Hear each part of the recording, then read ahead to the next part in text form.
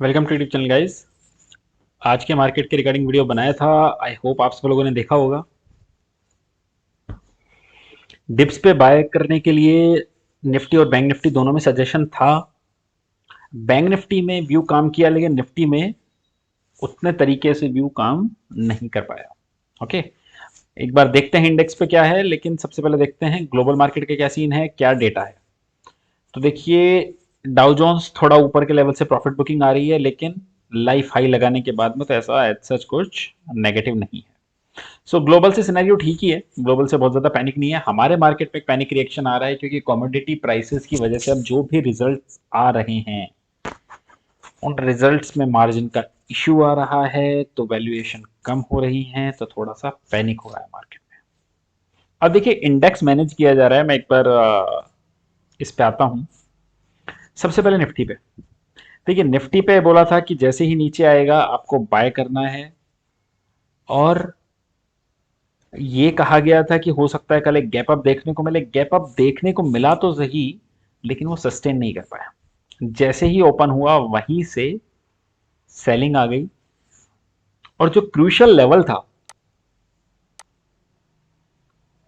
18,200 का, उसके नीचे जाके आज मार्केट ने क्लोजिंग दी है। लेकिन क्लोजिंग उतनी डिसेसिव नहीं है। रीजन, क्योंकि आप ये समझिए कि लास्ट के हाफ एन आवर में ऊपर आया था, लेकिन मैचिंग में प्राइस इज नीचे आए। ओके, लेकिन देखिए हुआ क्या निफ्टी और बैंक निफ्टी में। निफ्टी में देखिए, सबसे पहले कहा था कि अगर 18,200 के नीचे गया तो एक इशू, और हमें लगता है 18,000 उस केस में टच होगा। आप देखेंगे तो 18,047 का, ऑलमोस्ट 18,050 मान लीजिए का लेवल ये टच भी कराया। मतलब एक दिन में ही इतनी ज्यादा वीकनेस की उम्मीद नहीं थी। कि 18,200 से अगर नीचे जाएगा तो लग रहा था कि 18,000 एक बार के लिए टच करेगा, शायद एक दो दिन वहां पे कंसोलिडेशन करता, और फिर देखना होता कि अगर उसको सेव कर रहा है लेवल को, तो फिर फर्दर अप मूव की प्रोबेबिलिटी ज्यादा होती। लेकिन मार्केट हाईली वॉलेटाइल रहा। आप ये देखिए, 18,050 तक आया, और उसके बाद में जो बैंक निफ्टी ने शॉर्ट कवरिंग दिखाई, उसकी वजह से निफ्टी ऊपर गया। अगर बैंक निफ्टी को यहाँ पे न्यूट्रल कर दें तो निफ्टी 18,000 से नीचे बंद होता आज। ओके, सो 18,200 का लेवल टूटने के बाद में एक सेलिंग आई। अब निफ्टी में क्या करना है, मैं कहूंगा नेक्स्ट 1 और 2 डेज नो ट्रेड में है निफ्टी। छोड़ देना चाहिए इसे। क्यों छोड़ देना चाहिए, आप ये समझिए।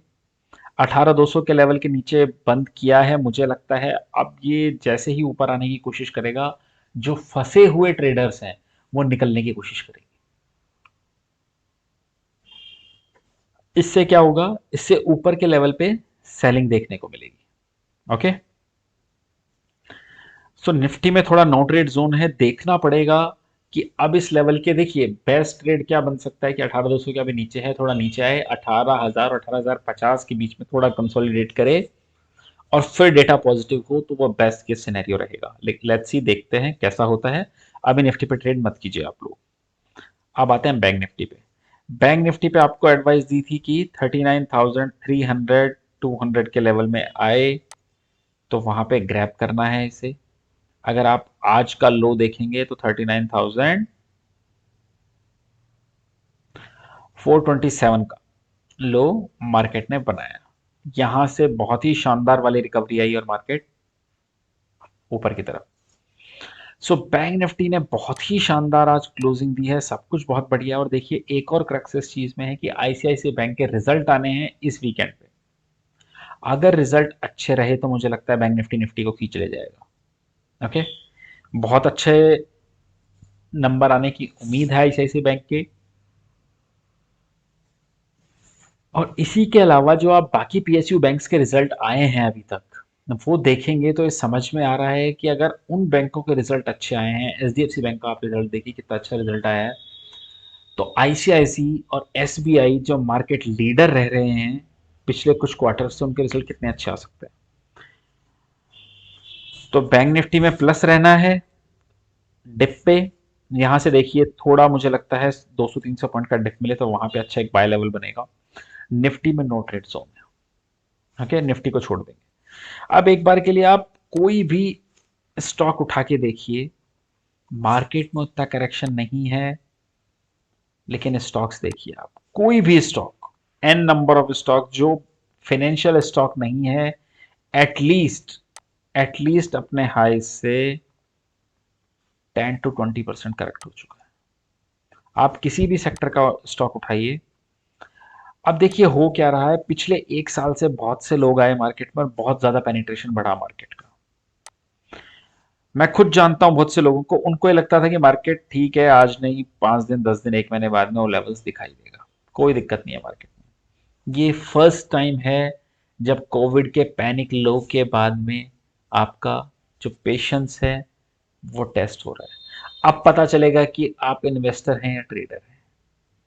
मैं बहुत से लोगों को जानता हूं जो पिछले 6 to 8 मंथ से इन्वेस्टिंग कर रहे हैं, जिनका मेरे पास मैसेज भी आया कि ये हम इन्वेस्टिंग कर रहे थे इतने टाइम से, और उनका कहना था हम हार्डकोर इन्वेस्टर है, और वो ट्रेडिंग नहीं भी करते थे। This is true, this is true, वो ट्रेडिंग नहीं भी करते थे, वो हार्डकोर इन्वेस्टर ही थे। लेकिन आप ये समझिए कि हुआ क्या, मुश्किल से 3-4 दिन की जो गिरावट आई है उसके बाद में सबका पेशेंस खत्म हो चुका है।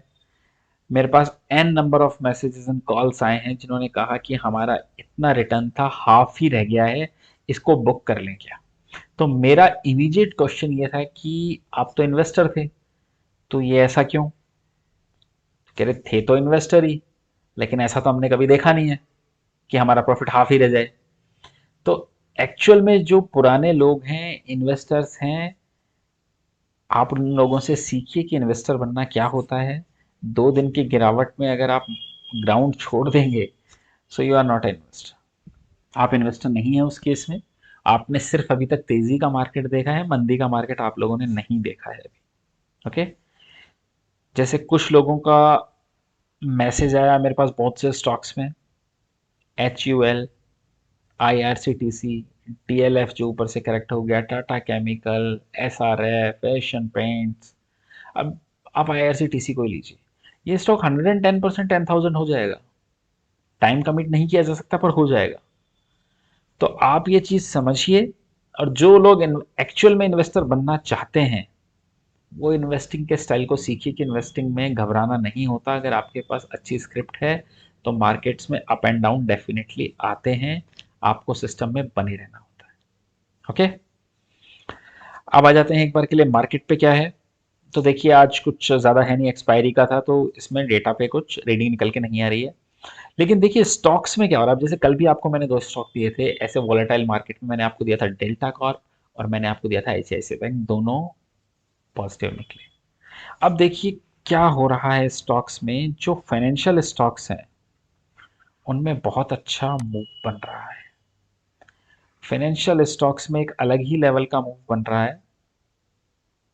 आप ये देखिए है फेडरल बैंक का चार्ट।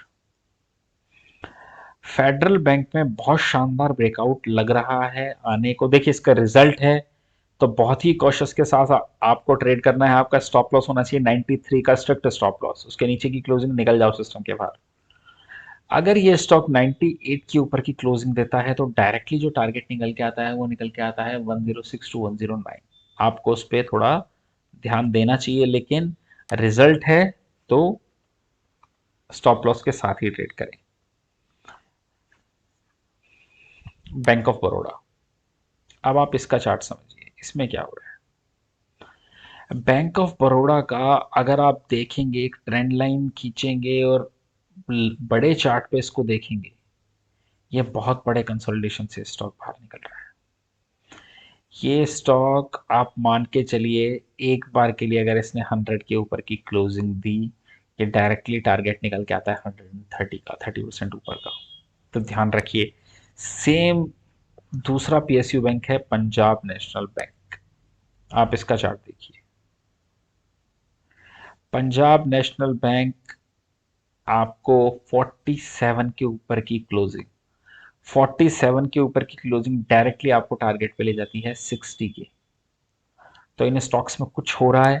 लेकिन देखिए मैं बहुत ज़्यादा फैन नहीं हूँ PNB और BOB काइंड ऑफ स्टॉक्स का, क्योंकि इन्होंने बहुत ज़्यादा डिलीवर करके दिया नहीं है लोगों को।